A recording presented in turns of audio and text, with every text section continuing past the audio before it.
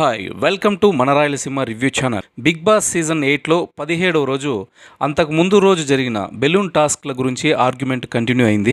యష్మి ఈ టాస్క్ గురించినంత వరకు మంచి మంచి పాయింట్లని వ్యాలిడ్ పాయింట్లని లాగేందుకు చాలా కష్టపడింది. స్టిక్ ఇరిగిపోయినప్పుడు గేమ్ ఆపకూడదు కదా, అలా అని గేమ్లో ఏం రూల్ లేదు కదా. బిగ్ బాస్ ఇచ్చిన రూల్లో స్టిక్ ఇరిగిపోయిన తర్వాత గేమ్ ఆపాలి అని రూల్ లేనప్పుడు మీరు అప్పుడు పాస్ చేయాలని ఎందుకు అనుకున్నారు? అదే అభయ్ గీత దాటి బయటికి వెళ్ళిన తర్వాత లోపలికి వచ్చి ఆడేంత వరకు మీరు ఎందుకు పాస్ చేయలేదు? అప్పుడు ఎందుకు కంటిన్యూ చేశారు? ఆ టైంలో నిఖిల్ ఆ బెలూన్స్ అన్ని పగలగొడుతున్నా మీరు ఎందుకు చూస్తూ కూర్చున్నారనే వ్యాలిడ్ పాయింట్ని అయితే బయటికి తీసింది. ఇక్కడ నిఖిల్ ఇక్కడ సమాధానం చెప్పుకోవాలి, ప్లస్ సంచాలకులుగా చేసిన సోనియాకి సపోర్ట్ చేస్తూ ఇలా కాదు అలా అని వివరించే ప్రయత్నం చాలా చేశాడు. ఇక్కడ యష్మికి ఇంకా మణికంఠకి వాళ్ళిద్దరితో నిఖిల్కి కొంతసేపు వాగ్వాదం జరిగింది. బాగా హీటెడ్ ఆర్గ్యుమెంట్ చేసుకున్నారు. ఇంకా నువ్వు గట్టిగా అరవకు, నేను కూడా గట్టిగా అరవగలను అని నిఖిల్ అన్నప్పుడు యష్మి నేను గట్టిగా అరుస్తుంది నా గురించి కాదు, ఇక్కడ జరుగుతున్న గేమ్ ఫుడ్ గురించి, ఆ ఫుడ్ గురించి మేము కొట్లాడుకుంటున్నాం కాబట్టి నేను వాయిస్ రైజ్ చేయక తప్పదు అని సమాధానం చెప్పినప్పుడు నిఖిల్ కూడా మేము కూడా ఆహారం కోసమే కదా, ఫుడ్ కోసమే కదా ఇదంతా ఆడుతున్నది, మేము కూడా వాయిస్ రైజ్ చేయగలము అని సమాధానం చెప్పాడు. ఇక ఇదే పాయింట్ పైన స్టిక్ ఇరిగిపోతే గేమ్ ఆపకూడదు కదా అని ఈ పాయింట్ పైన యష్మి చాలాసేపు వాదించింది. ఇక మణికంఠ వెళ్ళి అభయ్తో కాసేపు మాట్లాడాడు. నువ్వు ఫెయిర్ అండ్ ఫెయిర్గా ఉండు, నువ్వు నిజాయితీగా ఉండు, నువ్వు గీత నుంచి బయటికి వెళ్ళి ఆడావా లేదా, ఆ పాయింట్ పైనే వాళ్ళు నిన్ను అనవసరంగా దాడి చేస్తున్నారు నీ పైన, ఇదే వాళ్ళు ఇష్యూ బయటికి తీస్తున్నారు, నువ్వు గీత దాటి బయటికి వెళ్ళి ఆడావా అని అభయ్ని చాలాసేపు మణికంఠ అడిగాడు. దీనికి అభయ్ అయితే ఒకే ఒక రీజన్ చెప్పాడు, నా బెలూన్స్ నేను కాపాడుకోవాలి, దానికోసమని నేను ఒక లెగ్ బ్యాక్ వేసాను తప్పితే నేను బయటికి వెళ్ళి బెలూన్స్ నేను పగలగొట్టలేదు, నేను ఒక లెగ్ బయట ఉన్న ఒక లెగ్ లోపల పెట్టి బెలూన్స్ పగలగొట్టాను, కానీ నేనైతే పూర్తిగా బయటికి వెళ్ళిపోలేదు అనే తన సమాధానాన్ని చెప్పుకుంటూ వచ్చాడు. ఇంకా యష్మి ఇదే విషయం పైన చాలాసేపు మాట్లాడుకున్నారు. సంచాలక్గా వ్యవహరించిన సోనియాది అయితే చాలా తప్పు ఉంది, తను నిలబడుకోవడానికి కాదు కదా సంచాలక్గా చేసింది, తన పని తను చేయాలి కదా అన్నప్పుడు ప్రేరణ కూడా మంచి వ్యాలిడ్ పాయింటే తీసింది. 6 మంది గేమ్ ఆడుతున్నప్పుడు నేను ఒకరిని కాకుంటే ఒకరిని సరిగ్గా చూడలేకపోయాను, అక్కడ నేను కన్ఫ్యూజ్ అయ్యానంటే ఒక అర్థం ఉంది, కానీ ఇక్కడ ఇద్దరే ఉన్నారు, ఇద్దరిని మేనేజ్ చేయలేక తన సంచాలకగా చాలా ఫెయిల్ అయింది అన్నప్పుడు యష్మి ప్రేరణతో ఈ మాట నువ్వు ఎందుకు చెప్పలేదు, అక్కడ ఇంత వ్యాలిడ్ పాయింట్ను పెట్టుకొని నువ్వు ఎందుకు సరిగ్గా మాట్లాడలేదు అనే మాట కూడా చెప్పింది. ఇక అభయ్ బయటికి వెళ్ళి ఆడలేదనే మాట పైన స్టిక్ అయ్యి ఇక తన టీం సభ్యులందరికీ ఒకటే మాట చెప్పాడు, వాళ్ళు ఏమైనా చేసుకొని మన వంట మనం చేసుకుందాం, మన పనులు మనం చేసుకుందాము, వాళ్ళ పనుల్లోకి దూరడము అలాంటివి వద్దు, మన పని మనం చేసుకుందాం అనే మాట పైన టీం సభ్యులందరూ స్టిక్ అయినారు. ఆ టైంలో విష్ణుకి ఆకలైంది. అక్కడ ప్రేరణ ఇంకా మణికంఠ వాళ్ళ దోస్తులు వాళ్ళు వేసుకుంటా ఉన్నప్పుడు విష్ణుప్రియ చేసిందైతే చాలా ఓవర్ యాక్షన్ చేసింది. అసలు విష్ణుప్రియ ఇలాంటి బిహేవ్ చేస్తుందని నేనైతే అసలు అనుకోలేదు. విష్ణుప్రియకి ఆకలైంది, ప్రేరణ మణికంఠ వాళ్ళు వేసుకుంటున్నారు, ప్రేరణ అదే వాళ్ళ టీం సభ్యులు ఏం మాట్లాడుకున్నారో ఆ మాట పైన స్టిక్ అయ్యి మా వంట మేము చేసుకుంటాము, తర్వాత నువ్వు వేసుకో అనే విధంగా విష్ణుప్రియకి చెప్తోంది. ఇక్కడ మణికంఠ అనవసరంగా వేలు పెట్టాడు, తనకు రాదంట నువ్వు వేసి అని. కానీ ప్రేరణ దానికి కూడా ఏం పెద్దగా రియాక్ట్ కాలేదు, తను వేరే మాటలు ఏం మాట్లాడలేదు, మణికంఠతో దోశ వేసి ఇచ్చింది అంతే. కానీ అది విష్ణుకి ఎందుకు అలా అనిపించిందో తను చాలా సీరియస్గా తీసుకునింది, తన హార్ట్కి తీసుకుంది, తనకు ఎందుకో ఇన్సల్ట్ చేసినట్టు, తను చిన్న చూపు చూసినట్టు ఫీల్ అయిపోయింది విష్ణుప్రియ. ఇక్కడ అంతగా ప్రేరణ అయితే ఏమీ తన గురించి అంత బ్యాడ్గా అయితే బిహేవ్ చేయలేదు, ప్రేరణ ఏమీ అంత బ్యాడ్గా బిహేవ్ చేయలేదు, జస్ట్ దోసి తీసి వేసిందంతే.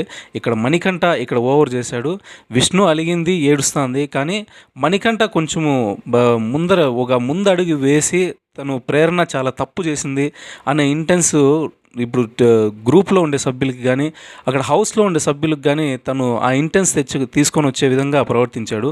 ఇదైతే చాలా తప్పు చేశాడు మణికంఠ.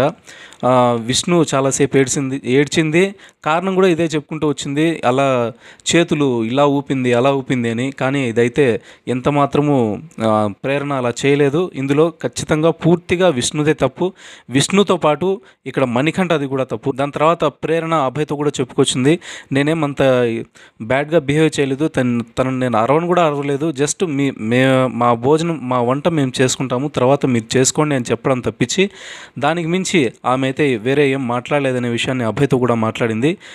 విష్ణు ఏడుస్తుంటే అందరూ ఓదార్చేదానికి ప్రయత్నించారు. ఇక నిఖిల్ అందరూ వచ్చి ఇది చాలా ఇలా చేయడం తప్పు అని పాపం ప్రేరణ మీదే ఆ నెపం అంతా తోసేదానికి కారణమైతే ఖచ్చితంగా ఇక్కడ మణికంఠనే. ఇది జరుగుతున్నప్పుడు నబిల్ ఒక రైట్ పాయింట్ చెప్పాడు. వాళ్ళిద్దరూ ఉండింటే ఏదో ఒకటి వాళ్ళు ఒకరికొకరు ఏదో సర్ది చెప్పుకోనో ఇది ఇది ఏదో ఒకటి జరిగిపోయిండేది. కానీ ఇక్కడ మణికంఠ దూరడం వల్ల అసలు ఇష్యూ డైవర్ట్ అయిపోయింది. ఇక్కడ ప్రేరణకి విష్ణుకి చాలా గ్యాప్ రావడానికి కారణం ముఖ్యంగా ఇక్కడ మణికంఠ అనే మంచి వ్యాలిడ్ పాయింట్ని నబిల్ తీసుకొచ్చాడు. విష్ణు మళ్ళీ ప్రేరణ దగ్గరికి వచ్చిన తర్వాత కూడా ఇదే పాయింట్ పైన తను స్టిక్ అయిపోయి తను ఎందుకు చూసిందో అసలు ఎవరికి కనిపించింది, తనకే ఎందుకు కనిపించిందో, చేతులు ఇలా తిప్పింది, నా మొహం పైన కొట్టింది, ప్యాడ్ నీళ్ళు కొట్టింది, పరక్తో కొట్టింది అన్నంత దారుణంగా అయితే ప్రేరణని తను అందరి ముందర బ్లేమ్ చేసింది. ఇక్కడ సానియా కూడా ప్రేరణకి మంచి సజెషనే ఇచ్చింది. ఏదో తను అలా అనుకోంది, ఒకవేళ నీ ఇంటెన్స్ అది కాకపోయి ఉండొచ్చు, కానీ తను అలా ఫీల్ అవుతుంది కాబట్టి ఇది నీ నుంచి కొంచెం ముందడుగు వేసి ఏదో ఈ ప్రాబ్లం నువ్వే సాల్వ్ చేసుకో, తీసుకెళ్ళి వంట తినిపించు, ఆ దోశ తినిపిస్తే ఈ ప్రాబ్లం ఇక్కడితో సాల్వ్ అవుతుందనే మంచి సజెషన్ అయితే సోనియా ప్రేరణకి ఇచ్చింది. సో ప్రేరణ కూడా విష్ణుకి దోశ తీసుకెళ్ళి తినిపించిన తర్వాత మణికంఠతో ఒకటే ఒక మాట ఉంది, నీ వల్లే ఇంత ఇష్యూ జరిగింది, నువ్వే లేకుండా అంటే ఇంత ఇష్యూ జరిగేదే కాదు, అసలు అనవసరమైన విషయాన్ని పెద్ద చేసావు, ఇదంతా నీ వల్లే జరిగింది, నువ్వు ఒక వరస్ట్ అని మణికంఠతో వాదించింది. ఇక్కడ మణికంఠ కూడా మళ్ళీ రైజ్ చేశాడు, నా పైన నెపం అంతా వేసేస్తున్నావు, నేను చేసిన తప్పుగా మాట్లాడుతున్నావు, నువ్వు ఊరికే ఉండమంటే నేను ఊరికే ఉండను, ఇక్కడ పూర్తిగా నీ తప్పే ఉంది, నువ్వు తప్పు చేసి మళ్ళీ నా మీదకి ఆ నెపాన్ని నెట్టేయాలని చూస్తున్నావు అని మణికంఠ చాలా ఓవర్ చేశాడు. ప్రేరణతో నీలో విన్నర్ క్వాలిటీ చూశాను, ఈరోజు పూర్తిగా అదంతా పోయింది, ఈ ఫ్రస్ట్రేషన్లో నా మైండ్లో ఉన్న ప్రేరణ పూర్తిగా మారిపోయింది, నువ్వు చాలా డౌన్ అయిపోయావు ఈ మాటతో అని చెప్పి ప్రేరణతో కొంచెంసేపు వాదించాడు. తనని ప్రేరణ అయితే లైట్గా తీసుకొని పో అనే సైగ చేసేసింది. తర్వాత బంగారు కోడిపేట సాంగ్తో అందరూ నిద్రలేచారు. ఇక నిఖిల్ సోనియా ఫ్రెండ్షిప్ వల్ల పూర్తిగా మారిపోయాడు, తను చీఫ్గా కనీసం బిహేవ్ చేయలేకపోతున్నాడు, చీఫ్గా ఉండలేకపోతున్నాడు. ఇక్కడ మొత్తం సోనియానే నిఖిల్ గేమ్ని చెడగొడుతోంది అని అక్కడ సీత అక్కడ ఉన్న వాళ్ళతో అందరితో చెప్పుకుంటూ వచ్చింది. దాని తర్వాత శక్తి క్లాన్ని బిగ్ బాస్ అభినందించాడు 2 గేమ్లు గెలిచినందుకు. ఇక కాంతారా గేమ్లు ఓడిపోయిన కారణంగా తమ దగ్గర ఉన్న రేషన్ను కూడా రిటర్న్ ఇవ్వాల్సిందిగా ఆదేశించాడు. 2 గేమ్లు గెలిచినందుకు కారణంగా శక్తి టీంను సూపర్ మార్కెట్లోకి, కాంతారా టీంను కొత్త ప్లేస్ అయిన బిగ్ బాస్ జనరల్ స్టోర్లోకి వెళ్ళి తమ టీం సభ్యులకు కావాల్సిన మెటీరియల్ కానీ ముడి వస్తువులు కానీ తీసుకునేదానికి ఆదేశించాడు.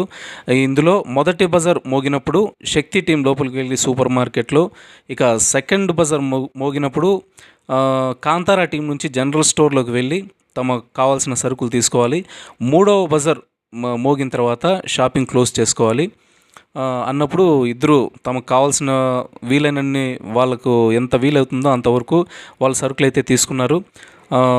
తీసుకున్న సరుకులు మీ బెడ్రూమ్లో దాచుకోండి, అవి ఎవరు దొంగిలించకుండా చూసుకోవాల్సిన పూర్తి బాధ్యత మీదే అని బిగ్ బాస్ ఆదేశించాడు. దాని తర్వాత బిగ్ బాస్ తన శాడిజాన్ని మళ్ళీ చూపించాడు.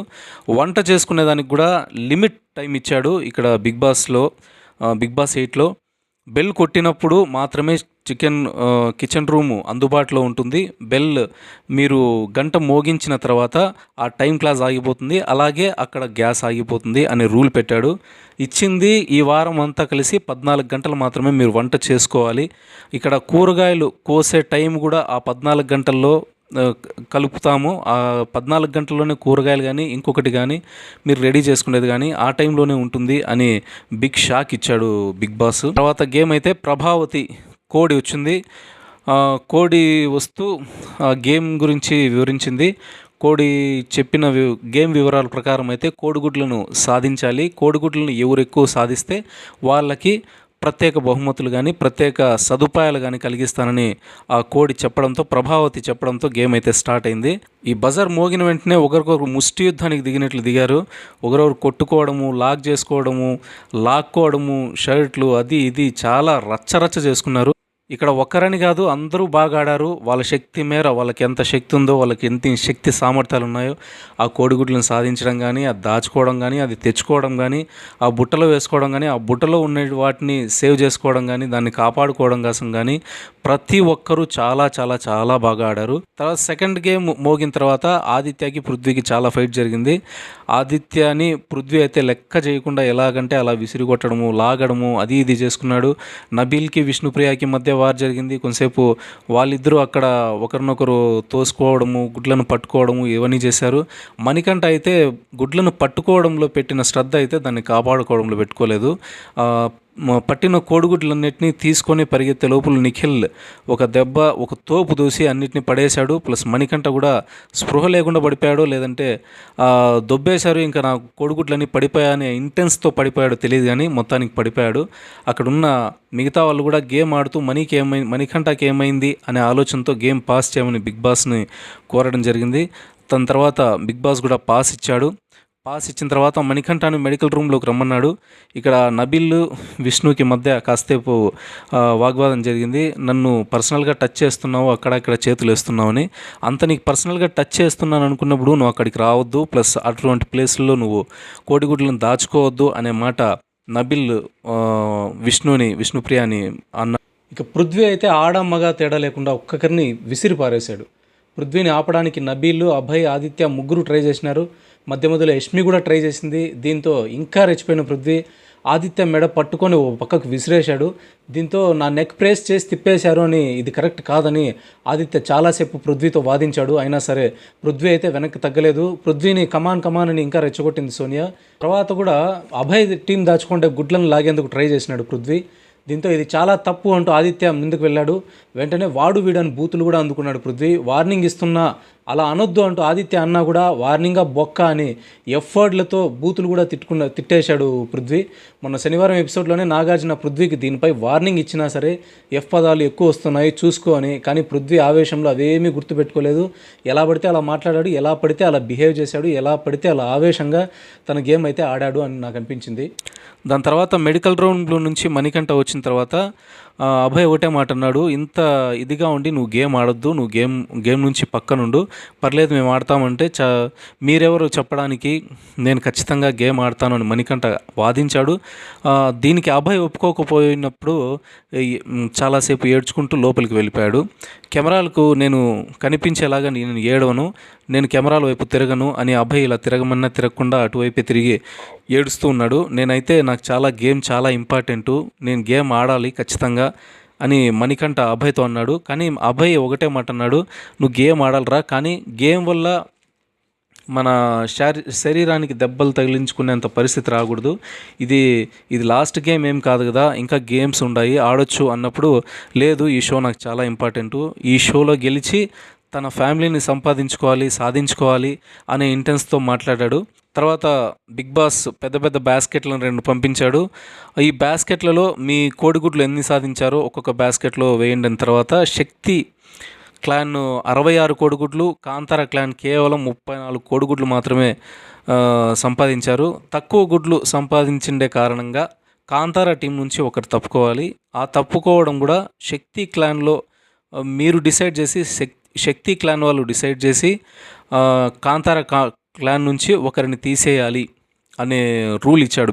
ఇక చివరిలో కాంతార టీం సభ్యుల నుంచి నబీల్ని శక్తి టీం వాళ్ళు తీసేశారు. కానీ ఇది గేమ్ ఇంకా రసవత్తరంగా సాగుతుంది అని అయితే నేను అనుకోను. ఎందుకంటే నబీల్ ఒక్కడే అక్కడ స్ట్రాంగ్గా, అభయ్ నబీల్ ఇద్దరు కొంచెం స్ట్రాంగ్గా అక్కడ ఉన్నారు. మిగతా ఈ పక్క టీం సభ్యులను చూస్తే శక్తి టీం మొత్తము అదేదో హల్క్ మ్యాన్లు ఉన్నట్టు ఒక్కొక్కరు స్ట్రాంగ్గా ప్రతి ఒక్కరూ బాగా ఆడుతున్నారు. కానీ ఇక్కడ అంత స్ట్రాంగ్ పర్సన్స్ లేరు. యష్మి, ప్రేరణ, అభయ్ వీళ్ళందరూ ఏదో ఆడుతున్నారు కానీ అంత ఎఫర్ట్గా అయితే ఆడడం లేదు. ఆదిత్య కూడా తనకి బ్రీతింగ్ ప్రాబ్లమ్స్ వల్ల కానీ తను ఎక్కువ ఎఫర్ట్ పెట్టి ఆడుతున్నాడు కానీ వాళ్ళ ఆటను వంక పెట్టడానికి అయితే ఏం లేదు. కానీ వాళ్ళ శక్తి సరిపోవడం లేదు వీళ్ళ టీం ముందర. అది నబీలు ఒకడు కరెక్ట్గా వాళ్ళని పట్టుకోవడానికి కానీ గుడ్లను సేవ్ చేయడానికి కానీ ఎవరినైనా అక్కడికి వెళ్లకుండా ఒకరినో ఇద్దరినో అక్కడ కాపాడడానికి అక్కడైతే నబీల్ కష్టపడుతున్నాడు. ఇది ఈనాటి బిగ్ బాస్ 8 17వ ఎపిసోడ్ గురించిన వివరాలు. ఈ వీడియో కనుక మీకు నచ్చినట్లయితే దయచేసి నా వీడియోను లైక్ చేయండి, షేర్ చేయండి. నా మరిన్ని వీడియోస్ మీకు అప్డేట్గా రావడం కోసం నా ఛానల్ అయితే సబ్స్క్రైబ్ చేసుకోండి.